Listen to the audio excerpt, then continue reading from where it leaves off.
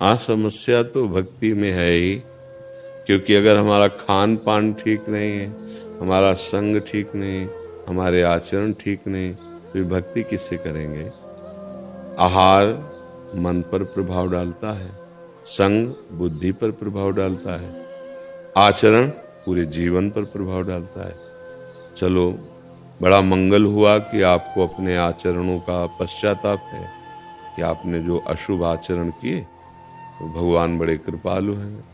अगर हम सच्चाई से भगवान की शरण में हों तो जैसे पिता अपने पुत्र के अपराधों को भुलाकर उसको सुख प्रदान करना चाहता है, उसकी उन्नति चाहता है, ऐसे ही भगवान का स्वभाव है।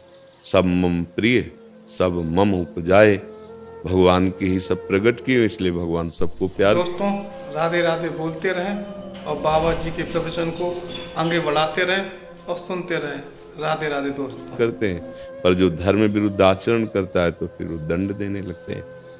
अभी आप समझ गए हो तो सच्चाई से भगवद आश्रित हो जाओ, प्रभु का नाम जप करो, तुम मांस मत खाओ, तुम गंदे आचरण मत करो, जो जिस संबंध से मिलता है उससे वैसे मिले। वो उसका स्वभाव है, वो उसका आचरण है। क्योंकि गृहस्थी में हो, कोई पूज्य रिश्तेदार है, कोई पूज्य संबंधी है, उसके साथ अभद्र व्यवहार भक्ति नहीं सिखाती।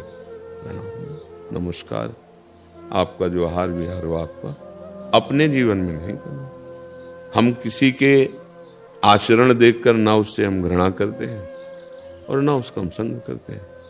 हमें अपने भक्त आचरण जीवन में लाने हैं, सदाचरण जीवन में लाने, हमको बस इतने से मतलब है। तो अगर हम उत्तम प्रकृति को धारण करें तो कोई भी कुसंग हमें प्रभावित नहीं कर सकता। जो रहीम उत्तम प्रकृति का कर शकत कुसंग, चंदन विष व्यापत नहीं लपटे रहे तो भुजंग। दैत्य परिवार में सबसे महान भागवत प्रहलाद जी प्रकट हुए। राक्षसी स्वभाव वाली लंका में सर्वश्रेष्ठ महान भक्त श्री विभीषण जी हुए। तो अगर हम चाहें भगवान का आश्रय लेकर तो हम भक्ति कर सकते हैं, यद्यपि बहुत कठिन है। क्योंकि भक्ति का जब रंग चढ़ा हो तब तो बात अलग है, जब रंग चढ़ाना हो तो संग, वातावरण, खान पान, दृश्य, सुनना, बोलना, इन सब का बहुत बड़ा महत्व होता है। क्योंकि जो हम देखते हैं, जो सुनते हैं, जो बोलते हैं, वही मनन मन करता है।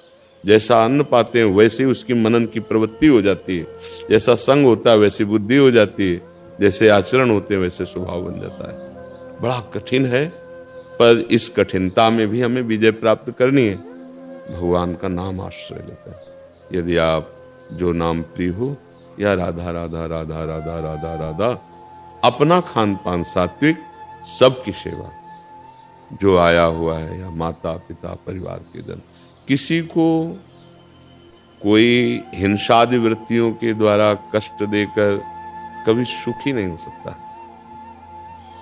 धर्म पूर्वक अपने अधिकारानुसार राष्ट्र रक्षा के लिए करना वो भगवद आदेश है, लेकिन अपनी जिह्वा की रसेंद्री की पूर्ति के लिए पशुओं की हिंसा कर देना, या अपने द्वेष भाव को मिटाने के लिए हिंसा करना, या किसी का धनादि छीनने के लिए हिंसा, ये घोर दुर्गति। राष्ट्र रक्षा के लिए जिनको पद अधिकार मिला है वो हिंसा नहीं, उनकी पूजा है। अपने लोगों का अधिकार है, द्वेष से नहीं, रसेंद्री की चाहत से नहीं, हमारे हृदय में किसी प्रलोभन के वश से नहीं। अगर ऐसी हिंसाएं होती हैं तो अक्षम्य अपराध माना जाता है। क्रोधावेश में द्वेषवश किसी की हिंसा कर देना, या अपनी रसेंद्री के स्वाद के लिए अन्य जीवों की हिंसा कर देना, या हमारे हृदय में धनादि की चाहत है, हम उससे प्रेरित होकर हिंसा, ये तो सर्वनाश की बात है। पर अभी सर्वनाश हुआ नहीं तो अभी बचने के चांस है। अगर अभी उसका फल प्रकट हो जाए जैसा आपने कहा, तो अभी आप चिल्ला चिल्ला कर रोना शुरू कर देंगे। ऐसे कष्ट होते हैं शरीरों में, मन में ऐसे भयानक ताप पैदा होते हैं तो फिर यही लगने लगता है कि शरीर ही नष्ट कर दो। तो शरीर नष्ट होने के बाद कोई व्यवस्था थोड़ी वहां बहुत अच्छी, फिर ऐसी योनियों में, प्रेत आदि योनियों में कि और भयंकर कष्ट क्योंकि मानव देह मिला कि आप अपना उद्धार कर लो। तो नाम जप करो, भक्ति अंदर की करो, बाहर का ऐसा व्यवहार रखो कि जन साधारण आदमी जैसे रहता वैसे तुम रहो, कोई जान न पावे। क्योंकि खान पान आसुरी प्रवृत्ति है, और उनके संग अगर आप भक्ति का लक्षण तो उपहास होगा और आपकी भक्ति बाधित होगी। जो जहां है वैसे बीच में रहकर अपना काम बना ले। राधा राधा राधा। भगवान इसीलिए पूरी गीता जी में अपने कर्तव्य कर्म को करना और अंदर अंदर स्मरण करना, दो बातें खास कही है। मामुनिस्मर और युद्ध जय। युद्ध माने कर्तव्य कर्म, मामुनिस्मर माने भगवान का स्मरण। कोई भी विपत्ति उसे छू नहीं सकती जिसके हृदय में भगवान का स्मरण चल रहा है। हम कह रहे छू नहीं सकती, आ सकती है। हरि स्मृति सर्व विपद विमोक्षणम, मधुर मधुर हरि शरणम कृष्ण कृष्ण कृष्ण राम राम राम राधा राधा राधा राधा। कोई विपत्ति उसे स्पर्श नहीं कर सकती। हरि स्मृति सर्व विपद विमोक्षणम। और यस्य स्मरण मात्रेण जन्म संसार बंधनात् विमुच्यते नमस्तस्मै विष्णुवे प्रभु विष्णुवे। जो सर्वत्र व्यापक भगवान श्री हरि, उन्हीं को विष्णु कहा गया है। यदि हृदय में मधुर मधुर स्मरण चल रहा है तो बोले हमारा काम हो गया, जन्म संसार बंधन से मुक्त हो गया। यस्य स्मरण मात्रेण, जिनका स्मरण मात्र, एक सार बात समझो। मनो हम लोग विरक्त हैं, भगवान के दास हैं, तिलक लगाए हैं, कंठी पहने, माला पहने, वेश है भगवान का। अगर स्मरण भगवान का ना चले तो वेश परम पद में थोड़ी पहुंचा देगा। और अगर आप कंठी नहीं धारण किए, माला भी नहीं धारण किए, लेकिन गंदा आहार नहीं करते, गंदे आचरण नहीं करते, खूब मेहनत करते हो, नाम जप करते हो, परिवार सबकी सेवा करते, भगवान बहुत प्रसन्न। हमारी बात को समझो अंदर की। अगर आपको सौभाग्य मिले, कोई विरोध ना करे तो कंठी तिलक लगाओ, बढ़िया है। अगर विरोध हो रहा है तो मत लगाओ, अंदर ही अंदर नाम जपो। बात भगवान ने कही है, अनन्यस चिंतयन्तो माम। समझो, इसमें कोई भी बाहरी बात नहीं कही, अंदर की बात कही। अनन्यस चिंतयन्तो माम ये जनाः पर्युपासते तेषां नित्याभियुक्तानां योगक्षेमं वहाम्यहम्। अप्राप्ति की प्राप्ति मैं करवाऊंगा, प्राप्ति की रक्षा मैं करूंगा। योगक्षेमम वहाम्यहम्। क्या? बस अंदर अंदर अनन्यस चिंतयन्तो माम, अंदर अंदर चिंतन करो, कोई परेशानी नहीं। और नाम भगवान में इतनी सामर्थ्य है, अनंत जन्मों के पाप नष्ट हो जाते हैं। जहां हम भगवान के सन्मुख होते, सन्मुख होए जीव मुहि जबहि जन्म कोटि यज्ञ नाश होता है। करोड़ों जन्मों के पाप तो भगवान की शरणागति से नष्ट हो जाते हैं। तो चिंता तो करनी नहीं, पर गलती भी अब नहीं करनी।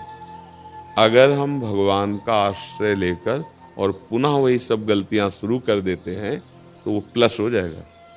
फिर ये नहीं होगा हम तो हम स्वरूप पापेभ्यो मोक्षयिष्यामि मा शुचा है।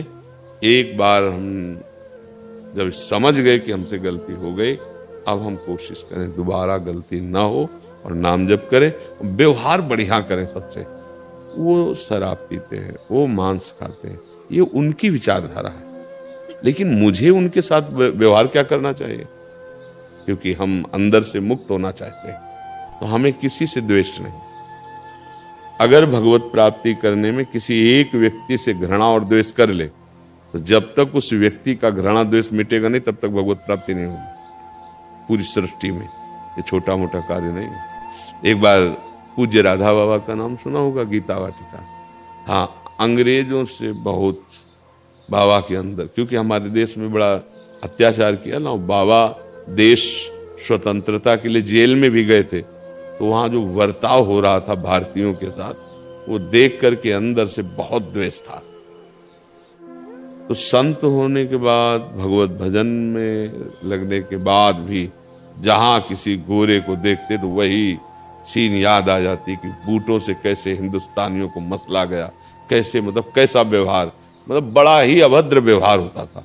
बाबा की जीवनी में वर्णन है, बड़ा ही मतलब छाती में बूटों को पहनकर ऐसे कूदते, मर जाते, मुंह से खून फेंक देते। अब उनको तो कोई तो बाबा को बस अंदर आग लगी थी, हमारे भारतीयों के साथ ये ऐसे दुष्टों ने जो व्यवहार किया। तो संत बनने के बाद भी जहां कोई ऐसा दिखाई देता तो देखते ही अब बाबा को लगा ये हटना चाहिए, ये नहीं हटेगा तो भगवत, ये पक्का सिद्धांत है, अजात शत्रु हुए बिना भगवत प्राप्ति नहीं होती। पूरी सृष्टि में किसी से भी कोई वैर नहीं होना चाहिए। हाँ, निरपेक्षम मुनिम शांतम निर्वैरम समदर्शनम, निर्वैर स्थिति। तुमसे कोई द्रोह करे बात अलग, लेकिन तुम्हारा किसी से अंदर से द्रोह नहीं होना चाहिए। अब ऐसा नहीं कि कोई शराब पी रहा, मांस खा रहा, हम उसके पास बैठ जाएंगे, उससे नहीं, हमें घृणा भी नहीं। आपका अपना स्वभाव, आप अपना बर्ताव कीजिए। हम वैसे, जैसे हमें बाजार से सामान लानी हो और वहाँ ये मांस आदि की दुकानें हो तो हम बंद करवा थोड़ी जाएंगे, वो अपना खुली है, हम अपनी श्री जी की सेवा की सामग्री लेने जा रहे हैं। पूज्य राधा बाबा ने इस भाव को हटाने के लिए फिर उन लोगों के बीच में बैठना शुरू किया जो आकर के दान पुण्य जैसे करते थे। तो एक अंग्रेज आया भगवान की प्रेरणा से, बाबा खोपड़ी घुटाए संध्या से जैसे ना थूक दिया, ऐसे चट से मारा। बाबा ने देखा, कहा हे, क्योंकि द्वेष है ना, और भगवान वही हटाला जाए, हे गोरे भगवान, अब तुम द्वेष नहीं कर सकते, आप द्वेष नहीं पैदा कर सकते। बस बाबा की जो ऊंचाई साधना हुई, अर्थात कहीं भी द्वेष है तो फिर भगवत प्राप्ति। देखो पीछे हमने एक बार एकांतिक में सुना था, लाला बाबू बहुत बड़े धनी थे और वो संत वेश में जब हुए अपने गुरुजी से कहते मुझे विरक्त भेष दे दो, वो कहते नहीं लाला बाबू अभी नहीं देंगे, क्योंकि उनका रंगनाथ जी के सेठ जो थे उनसे द्वेष था। जब उनके मन में आया कि हमें लगता है ये कमी तो नहीं है, तो रंगनाथ जी के जहाँ भिक्षुकों को सुबह खिचड़ी आदि बटती थी वहीं खड़े हो गए लाला बाबू। सूचना पहुंची सेठ जी के पास कि लाला बाबू आए। सेठ जी को अच्छे अच्छे पदार्थ और धन आदि लेकर, उनका नहीं बाबूजी मैं भिखारी हूँ, बस एक मुट्ठी में खिचड़ी दे दीजिए। रो पड़े हो रंगनाथ जी के, क्योंकि जानते थे कितने वैभवशाली। दोनों गले से लगे और भिक्षाली हो जब चले तो रास्ते में श्री कृष्णदास बाबा आ रहे थे, उनका लाला बाबू आज तुम्हें विरक्त भेज देंगे। मतलब किसी से भी द्वेष तो भगवत प्राप्ति। तो बच्चा द्वेष करना नहीं, घृणा करनी नहीं, हमें अपने स्वभाव में रहना, भक्ति को बाहर हमें आडंबर बनाना नहीं, अंदर से नाम जप करते हुए चलना। क्योंकि गृहस्थी में हो, विरोधी भाव है, आप ऐसा करोगे तो विक्षेप को प्राप्त हो जाओगे, क्योंकि अभी कोई स्थिति तो है नहीं। समझ रहे? बढ़िया ना? लाइक करें और चैनल को सब्सक्राइब करें और राधे राधे कमेंट में जरूर लिख दिया करें।